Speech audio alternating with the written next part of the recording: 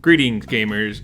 So, this video is going to be a bit different from my usual content because I am going to be doing a, interim review of Monster Hunter Wilds since the open beta just finished. And before we get into the review proper, I'm going to, put forth my personal biases.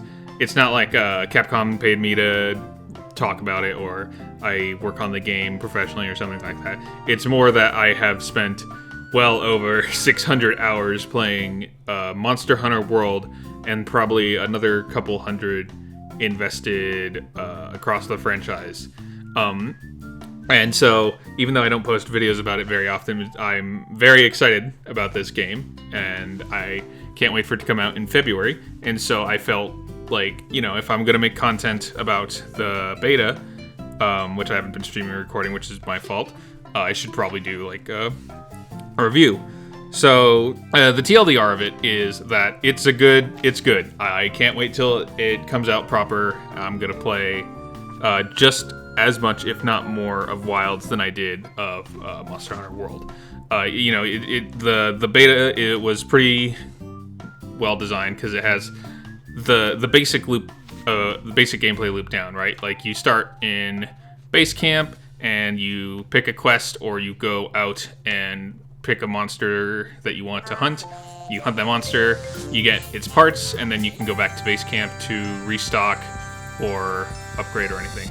You can't actually upgrade or make new items or weapons and equipment in the beta, but the framework is all there because you can see all the vendors, all the NPCs at base camp, and the basics of the gameplay loop, are all present. Like I said, you go out, you hunt a monster, you come back.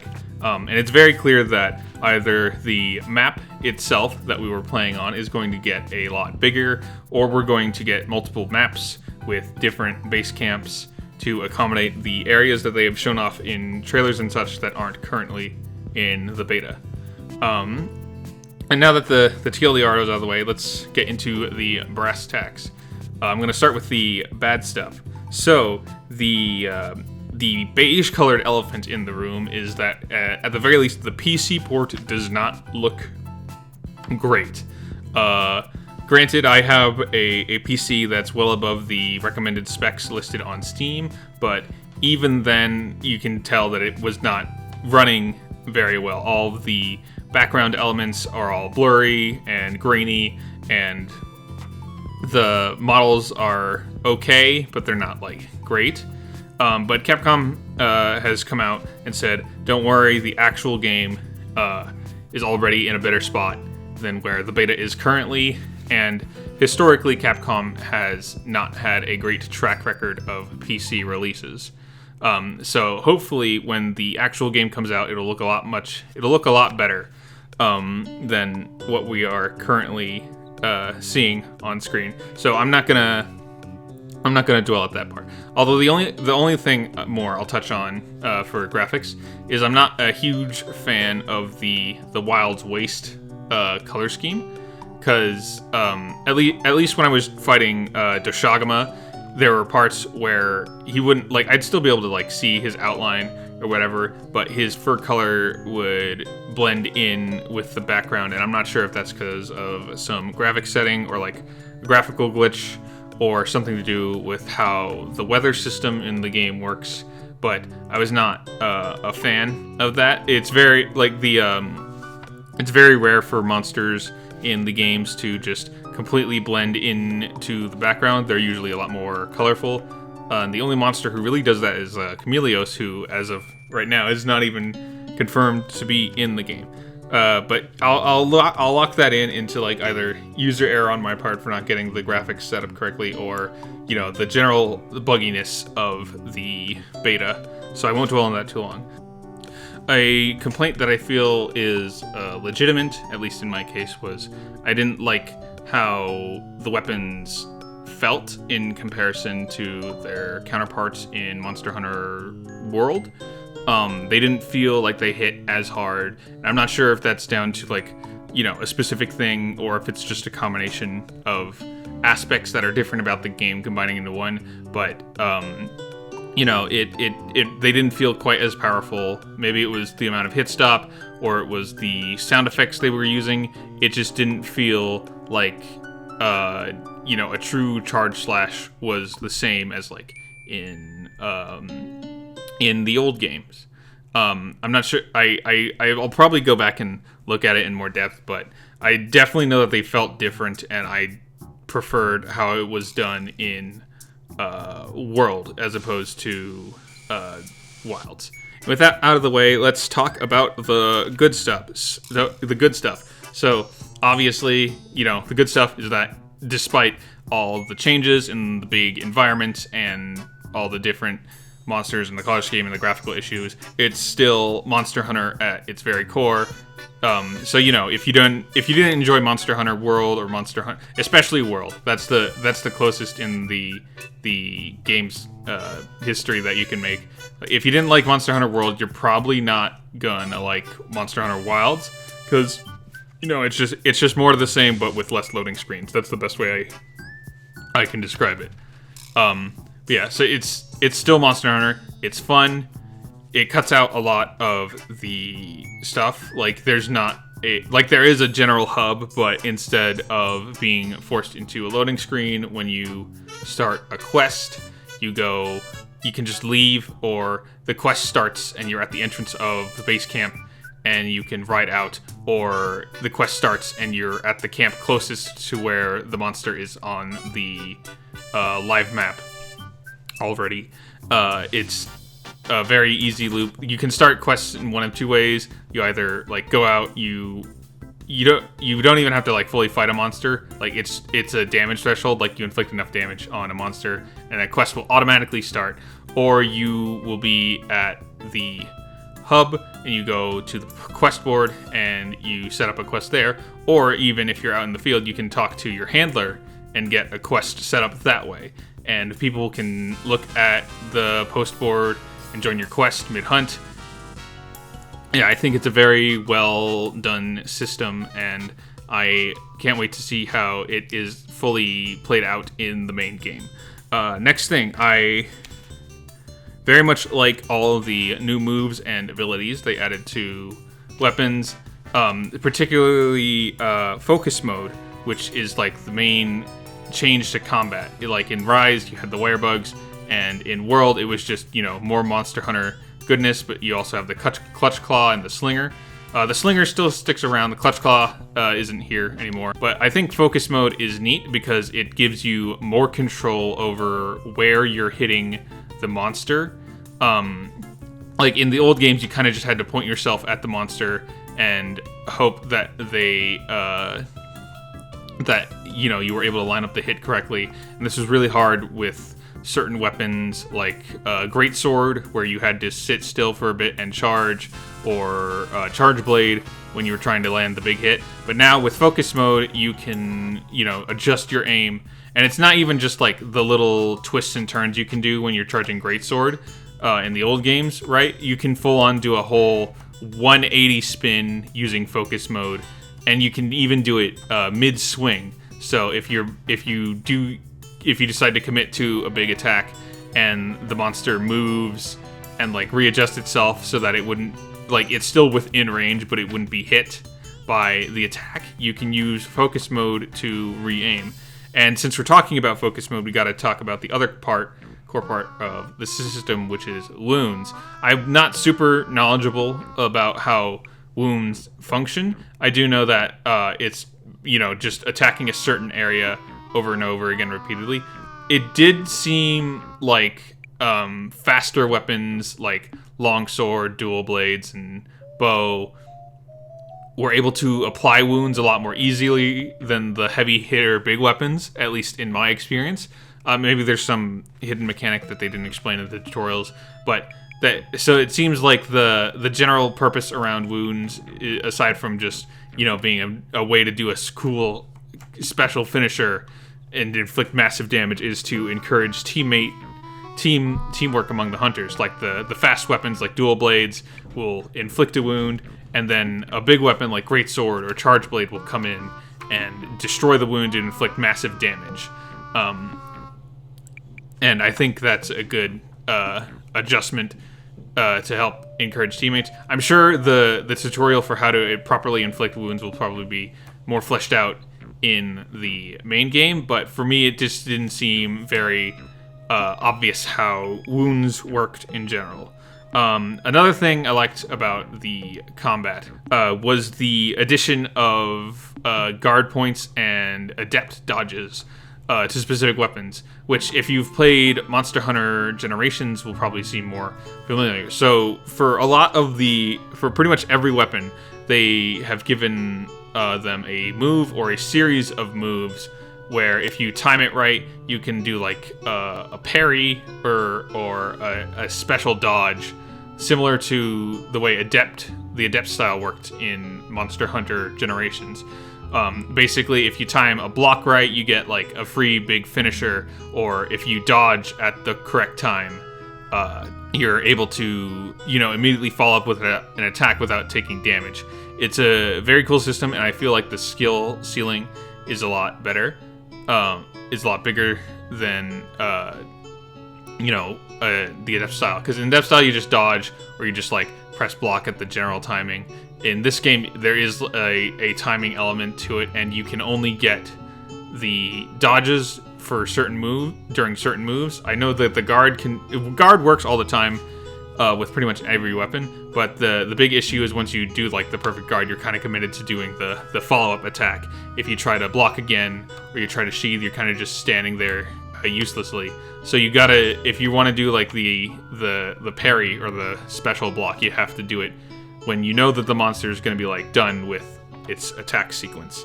And now we're going to move on to the big centerpiece of the game, the actual monsters. I very much enjoyed the monsters that they had in the demo, which were 4 new monsters that were in previous games. We got the Chatacabra, the Balhadra, the Doshigama, and the Raidou. And I liked most of them. I think I liked Raidou the most, but that's because it's a dragon with the railgun on its face. How is that not the best? Chatacabra, I think he's a good intro monster, which is kind of the point. He's the first one that you hunt in the story quest that the beta forces you to play at the start. Kind of gets you acquainted with how the game works and all that, so it makes sense that he'd be the easiest. I think out of the monsters in the demo, the one I liked the least was probably the Doshigama. And don't get me wrong, the Doshigama definitely serves a point. I think its main thing is to help better. It's the intermittent tutorial. It teaches you how to better take advantage of wounds and how to deal with the new alpha system they're adding to monsters, where they have a group of monsters traveling together, and there's one that's like bigger and meaner than the rest, and that's your target. But you got to watch out for the little ones. I think that's the main purpose, and I think it does a good job of that. It's just not my favorite. And then obviously the Balhadra. I feel like there's a bit of a missed opportunity, because at least in the demo, you only really encountered 1 or 2 of them at a time, and they didn't really travel together, like in the opening cutscene, which I feel was kind of a waste, because you're introduced to them in the story when they're chasing this NPC, and you have to go and rescue them, and you don't really get to do that, at least in the beta, because they're always by themselves. But they're still like a fun fight. They're a good like intermediate fight, because they got a lot of twisting movement, and they help you get used to the sand. They're like I think they're like the desert area fight, because they teach you how to interact with the desert. And then the final monster is, of course, the Raidou, the big poster boy that everybody was super excited about when he got put in the reveal trailer. Because, he's a dragon with a railgun. And we've had electric dragons in the franchise before, but the Raidou just straight up has a railgun on his face. And if you don't think that's cool, I don't think we can be friends. He was easily the most fun and also the most challenging, but I think he was intended to be the most challenging in the game, and I can't wait to fight him at the higher ranks and see what his armor looks like in the game.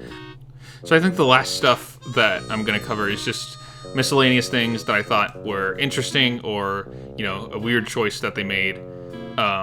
I think I think the character creator is pretty robust, but granted, I didn't look at or interact with it a whole much. I kind of just made my hunter and my palico, and I adjusted them a bit after looking at like the preset that I liked, and then I moved on because I wanted to play the beta, because I knew, like, I did spend a decent amount of time, like, you know, adjusting how they looked and the voices and stuff, but I was definitely not as invested as some people in the community who will go and make whole other characters.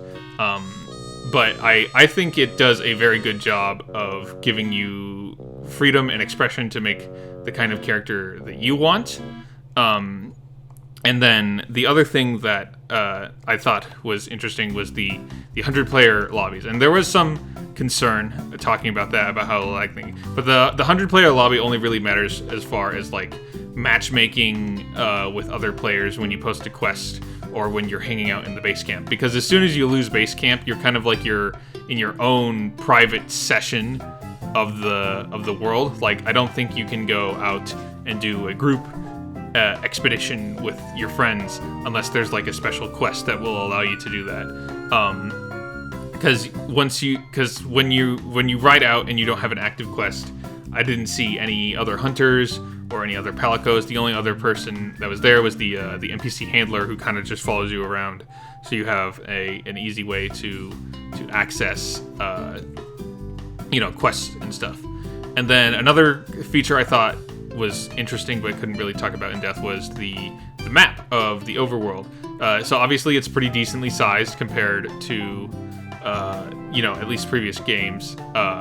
It all kind of felt samey though, I guess, but that's fine because I feel like we're gonna get other biomes that are slightly more diverse in the full game. Like, we're gonna get the ancient forest and all that.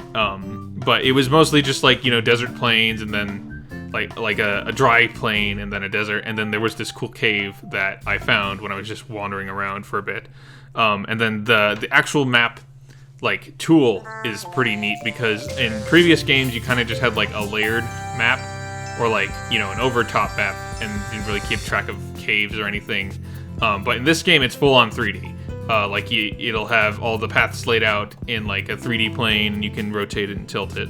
And it will also display all the other information that Wild started to do, like where certain items spawn and stuff like that, or where the monsters are located. I think it was very cool, very good way to do it for this kind of game. And then the only other thing I really have to talk about were some interesting things that happened, both to me and some friends that I saw playing them. Like, I saw a friend of mine, he was playing Hammer, and he parried a monster's move and it knocked it out of the sky. Or this clip I saw online where there was something buggy with the wound finisher, where Dual Blades user like attacked the wound and it triggered the animation, but the monster ran away before the animation could connect, so he just flies across the map. I think obviously some of this is bugs, some of this is intended behavior, but I think depending on what makes it to the final version, we're gonna have a good time overall. And I think that well, I won't be pre-ordering it because I don't like the practice of pre-ordering a game that you haven't even seen like full gameplay of. Like, this is just a beta, it's not the final version. Capcom has said it themselves. I am excited for when it drops in February of next year, and I can't wait to play the full version and see all the monsters that haven't even appeared in promotional material yet, or see what monsters that are new added, or even the ones that are returning. I'm just in general very excited for it, and I hope I can make more Monster Hunter, not just Wilds, but other games maybe, because I know between now and when the game comes out, I'm gonna definitely be playing more of Worlds and maybe a little bit of Rise, because I can't, unless there's another beta, I'm not gonna be able to keep that. I'm not gonna be able to satiate my monster or anything. So that's basically just my non-stop drip feed content of the game, and just general excitement for the finished product. So I hope you'll stick with me. I hope you'll watch the more Monster Hunter videos that I've put out, because there will be more. Eventually, there will be more. So yeah,